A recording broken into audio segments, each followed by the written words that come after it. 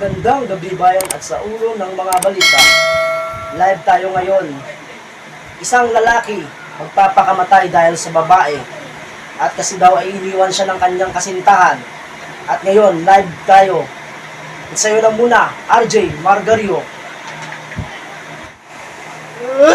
Mamatay ako! Mamatay ako! Iniwan niya ako!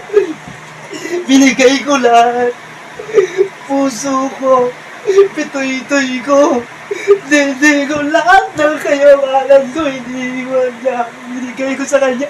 Pero bakit pinagpalit niya ako? Sa pangit! Wala lang sa isang buhay ko ito. Gusto ko lang mamatay. Kaya huwag kayong pipigil. Huwag niyo akong pipigilan. Dahil papatayin ko rin kayo. Papatayin ko rin kayo. Papatayin ko rin kayo. Sir, ano pong ganap dito? Ba't ang daming tao? Kasi nga po, yung lalaki magpapakamatay daw kasi iniwan ng kasintahan niya. Ganun po ba? Hindi ko naman alam kung bakit yun, papakamatay nga. Kasi nga daw pangit siya. Yung kasintahan niya, mas pangit din. Iwan mo, si Raulo, bakit daw? Siguro nga bagay na dito magpakamatay na.